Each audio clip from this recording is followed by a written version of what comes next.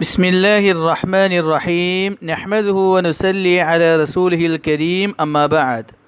കഴിഞ്ഞ ആയത്തുകളിൽ അല്ലാഹു സുബ്ഹാനഹു വ തആല പല രീതിയിലുള്ള അള്ളാഹുവിൻ്റെ ഉന്നതമായ കുദ്റത്തുകളെ പറ്റിയും അറിയിച്ചിരുകയുണ്ടായി. തുടർന്നുള്ള ആയത്തുകളിൽ അല്ലാഹു തആല മനുഷ്യൻ്റെ സൃഷ്ടിപ്പിനെ പറ്റിയാണ് അറിയിക്കുന്നത്. വല്ലാഹു ഖലഖകും സുമ്മ യതവഫാകും വമിൻകും മൻ യുറദ്ദു ഇലാ അർദലിൽ ഉംരി ലകൈ ലാ യഅലമ ബഅദ ഇൽമിൻ ശൈആ ഇന്നല്ലാഹ അലീമുൻ ഖദീർ. അല്ലാഹു നിങ്ങളെ സൃഷ്ടിച്ചു, ശേഷം നിങ്ങളെ മരിപ്പിക്കുന്നതാണ്. നിങ്ങളിൽ ചിലർ പലതും അറിഞ്ഞതിനു ശേഷം ഒന്നും അറിയാതിരിക്കുന്നതിന് അവശ്യമായ വാർദ്ധക്യത്തിലേക്ക് എത്തിക്കപ്പെടുന്നതാണ്. തീർച്ചയായും അള്ളാഹു എല്ലാം അറിയുന്നവനും കഴിവുള്ളവനുമാകുന്നു. ഈ ആയത്തിലൂടെ അള്ളാഹു സുബ്ഹാനഹു വ തആല മനുഷ്യൻ്റെ സൃഷ്ടിപ്പിനെ പറ്റി അറിയിക്കുകയാണ്. അള്ളാഹു സുബ്ഹാനഹു വ തആല മനുഷ്യനെ സൃഷ്ടിച്ചു, മനുഷ്യനെ പരിപാലിക്കുന്നു, മനുഷ്യന് വേണ്ട എല്ലാ സൗകര്യങ്ങളും ദുനിയാവിൽ ചെയ്തു കൊടുത്തു. ഇതെല്ലാം അള്ളാഹുവാണ് ചെയ്തു കൊടുത്തത്. കഴിഞ്ഞ പല സൂറത്തുകളിലും പല ആയത്തുകളിലും ഈ ഭൂമിയിലെ കാലാവസ്ഥ, ഭൂമിയിലെ സൗകര്യങ്ങൾ, ഇതെല്ലാം അള്ളാഹു മനുഷ്യന് നല്ല രീതിയിൽ ജീവിക്കാനായി സജ്ജീകരിച്ചതാണെന്ന കാര്യം അള്ളാഹു അറിയിച്ചിരുകയുണ്ടായി. മനുഷ്യന് ആവശ്യമായ രീതിയിൽ മഴയെ വർഷിപ്പിച്ചു കൊടുക്കുന്നു, മനുഷ്യന് ആവശ്യമായ ഫലവർഗ്ഗങ്ങൾ അള്ളാഹു ഭൂമിയിൽ മുളപ്പിക്കുന്നു. മനുഷ്യ ജീവിക്കാനുള്ള എല്ലാ സൗകര്യങ്ങളും അള്ളാഹു മനുഷ്യന് ഭൂമിയിൽ ചെയ്തു കൊടുത്തു. അതുപോലെ അള്ളാഹു തന്നെയാണ് ഒരു മനുഷ്യനെ ജനിപ്പിക്കുന്നതും ആ മനുഷ്യനെ വളർത്തുന്നതും അവസാനം അവനെ മരിപ്പിക്കുന്നതും. ഒരു മനുഷ്യൻ അവൻ്റെ മാതാവിൻ്റെ ഗർഭാശയത്തിലാകുമ്പോൾ ബലഹീനനാണ്.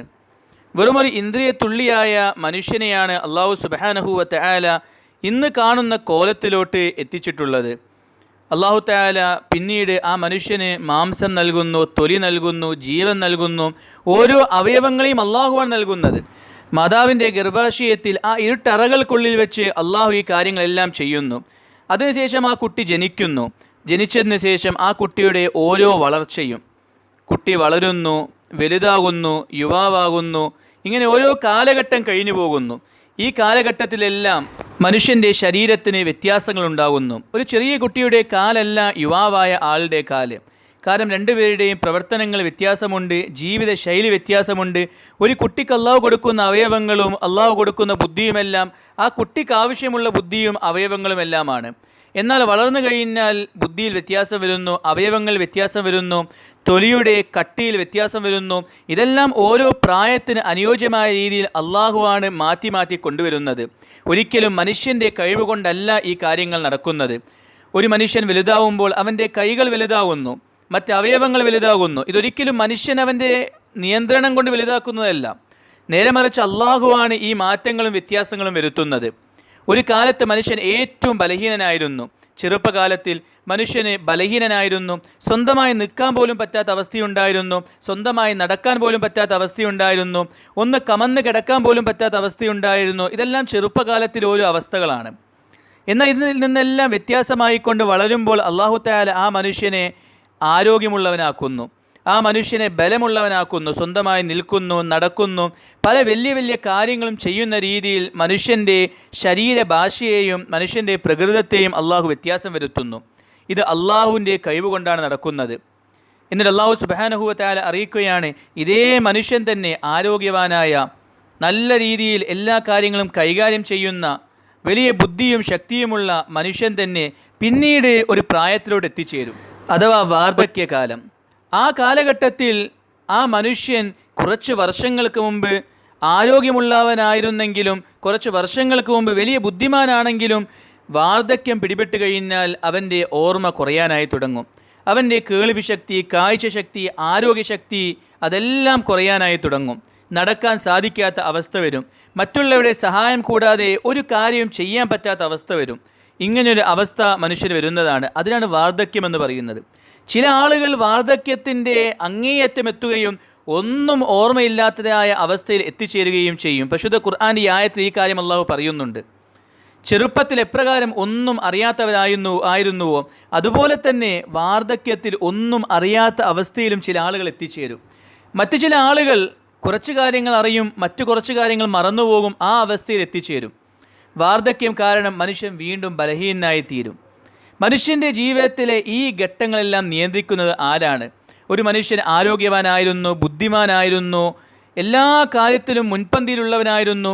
വാർദ്ധക്യം വരുമ്പോൾ അവൻ്റെ ബുദ്ധിയും ആരോഗ്യവും ക്ഷയിക്കുന്നു. അവന് പണ്ടത്തെ പോലെ കാര്യങ്ങൾ ചെയ്യാൻ സാധിക്കുന്നില്ല. എന്തുകൊണ്ട്? അവന് സ്വന്തമായി അവൻ്റെ ശരീരത്തെ നിയന്ത്രിക്കാൻ സാധിക്കുന്നില്ല. കാരണം അവൻ്റെ ശരീരത്തെ നിയന്ത്രിക്കുന്നത് അല്ലാഹു തആലയാണ്. ഒരു മനുഷ്യൻ്റെ ശരീരത്തിൻ്റെ വ്യത്യാസങ്ങളും ബലഹീനതയും ആരോഗ്യവും എല്ലാം നിയന്ത്രിക്കുന്ന അല്ലാഹു തആലയാണ്. വാർദ്ധക്യം പിടിപെട്ടാൽ ചിലപ്പോൾ എന്തെല്ലാം മരുന്നുകൾ കഴിച്ചാലും ഓർമ്മശക്തി തിരിച്ചു വരുന്നതല്ല, എന്തെല്ലാം ചികിത്സകൾ ചെയ്താലും എഴുന്നേറ്റ് നടക്കാൻ സാധിക്കുന്നതല്ല. കാരണം മനുഷ്യൻ്റെ ശരീരമെന്നുള്ളത് മനുഷ്യൻ്റെ നിയന്ത്രണത്തിലല്ല. മനുഷ്യനെ ജനിപ്പിക്കുന്നത് അല്ലാഹുവാണ്, ശരീരത്തിനെ വളർത്തുന്നതും നിയന്ത്രിക്കുന്നതും അല്ലാഹുവാണ്, ആ മനുഷ്യനെ മരിപ്പിക്കുന്നതും അല്ലാഹുവാണ്. മരണവും മനുഷ്യൻ്റെ കയ്യിലല്ല. അല്ലാഹു നിശ്ചയിച്ച സമയം ആയിക്കഴിഞ്ഞാൽ തീർച്ചയായും ഓരോരുത്തരും ഈ ദുന്യാവിൽ നിന്നും വിട പറയേണ്ടവരാണ്.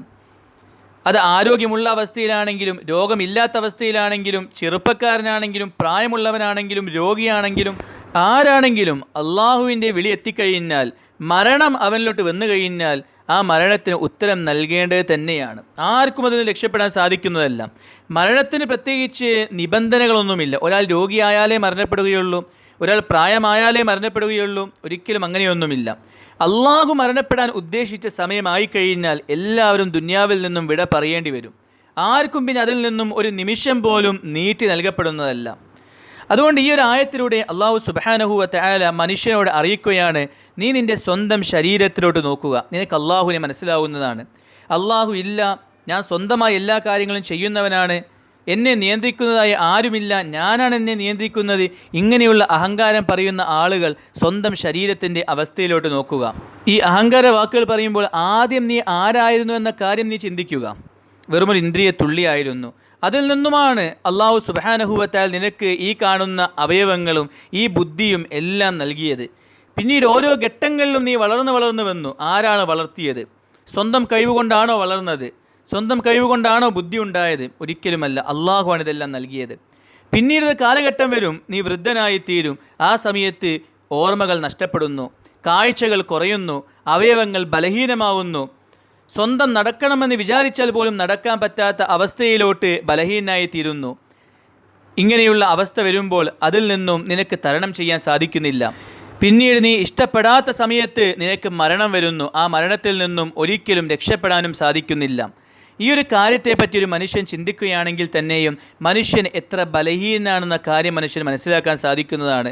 ഈ കാണുന്ന വസ്തുക്കൾ, ദുനിയാവിൻ്റെ എല്ലാ അനുഗ്രഹങ്ങളും അത് അള്ളാഹു എടുത്തു കളഞ്ഞാൽ മറ്റാർക്കും അത് കൊണ്ടുവന്ന് തരാൻ സാധിക്കുന്നതല്ല. അതുകൊണ്ട് മനുഷ്യൻ്റെ ശരീരത്തെപ്പറ്റി ചിന്തിക്കുക, മനുഷ്യൻ്റെ ആരോഗ്യത്തെപ്പറ്റി ചിന്തിക്കുക, മനുഷ്യൻ്റെ സൃഷ്ടിപ്പിൻ്റെ ആരംഭത്തെപ്പറ്റി ചിന്തിക്കുക, സൃഷ്ടിപ്പിൻ്റെ അവസാനത്തെപ്പറ്റി, മരണത്തെപ്പറ്റി ചിന്തിക്കുക. ഇതൊന്നും നിയന്ത്രിക്കാൻ സാധിക്കാത്ത മനുഷ്യൻ എങ്ങനെ അള്ളാഹു ഇല്ല എന്ന് പറയും?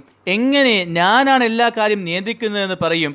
അതുകൊണ്ട് യഥാർത്ഥമായി ശരീരത്തിലോട്ട് നോക്കുകയും തങ്ങളുടെ ജീവിതത്തെപ്പറ്റി ചിന്തിക്കുകയും ചെയ്യുകയാണെങ്കിൽ അള്ളാഹു ഏകനാണെന്നും എല്ലാവരെയും പരിപാലിക്കുന്ന, നിയന്ത്രിക്കുന്ന ഒരു രക്ഷിതാവുണ്ടെന്ന കാര്യവും മനസ്സിലാക്കാൻ സാധിക്കുമെന്ന് ഈ ആയത്തിലൂടെ അല്ലാഹു സുബ്ഹാനഹു വ തആല അറിയിക്കുകയാണ്.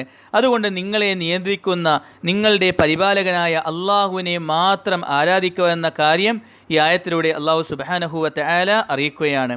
അല്ലാഹു തആല പരിശുദ്ധ ഖുർആൻ മനസ്സിലാക്കാനും അതനുസരിച്ച് ജീവിക്കാൻ തൗഫീഖ് നൽകുമാറാകട്ടെ. വാഖിറു ദഅ്വാന അനിൽ ഹംദുലില്ലാഹി റബ്ബിൽ ആലമീൻ.